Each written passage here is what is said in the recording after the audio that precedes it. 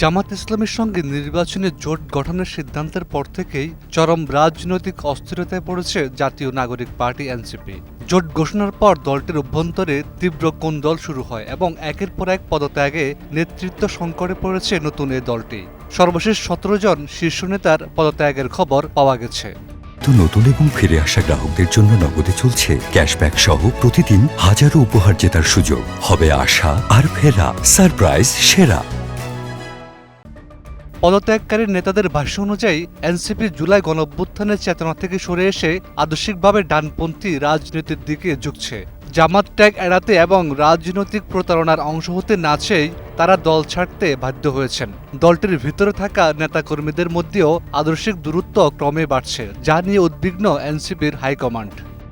সম্প্রতি পদত্যাগ করা নেত্রী সৈয়দা নীলিমাদুলা অভিযোগ করেন, নেতাকর্মীদের অন্ধকারে রেখে জামাতের সঙ্গে জোট করা হয়েছে এবং মনোনয়নের নামে প্রতারণা করা হয়েছে। তার দাবি, এনসিপি এখন পুরোপুরি ডানপন্থী রাজনীতির পৃষ্ঠপোষকতায় ঢুকে পড়েছে। রাজনৈতিক বিশ্লেষকদের একটি বড় অংশ মনে করছে, জামাতের সঙ্গে এই জোট এনসিপির জন্য একটি বড় আদর্শিক ঝুঁকি। তারা বলছেন, জুলাই গণঅভ্যুত্থানের শক্তির এভাবে বিভক্ত হওয়া হতাশাজনক এবং এর ফলে নতুন প্রজন্মের রাজনীতিতে আস্থা সংকট তৈরি হচ্ছে। মধ্যমপন্থী দল হিসেবে আত্মপ্রকাশ করলেও এই জোটের মাধ্যমে এনসিপির সেই অবস্থান প্রশ্নবিদ্ধ হয়েছে।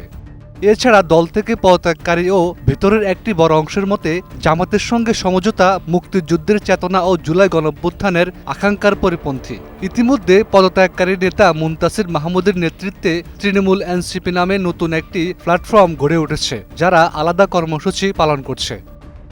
এর আগে গত ২৮ ডিসেম্বর জামাতসহ ১০ দলীয় জোটের সঙ্গে আসন সমঝোতার ঘোষণা দেন এনসিপির আহ্বায়ক নাহিদ ইসলাম। সেই দিনই এমন সিদ্ধান্তের বিরোধিতা করে পদত্যাগ করেন সিনিয়র যুগ্ম সদস্য সচিব ডাক্তার তাসনিম জারা। এরপর থেকে বিশেষ করে নারী নেতৃত্বে ভাঙন আরও তীব্র হয়। ডাক্তার তাসনুভা জাবিন, মুনিরা শারমিন সহ একাধিক শীর্ষ নেত্রী দল ছাড়েন বা কার্যক্রম থেকে নিষ্ক্রিয় হয়ে পড়েন। রাজনৈতিক বিশ্লেষক অধ্যাপক ডক্টর দিলারা চৌধুরী মনে করেন, এনসিপির রাজনৈতিক ভবিষ্যৎ অনিশ্চিত। অন্যদিকে বিশ্লেষক জাহিদুর রহমানের মতে, নির্বাচনের পর এই সংকট আরও গভীর হবে। গবেষক আলতাফ পারভেজ বলেন, জুলাই গণঅভ্যুত্থানের চেতনা ধরে রাখতে হলে নতুন করে সংগঠিত হওয়ার কোনো বিকল্প নেই। Desk report, ২১ television.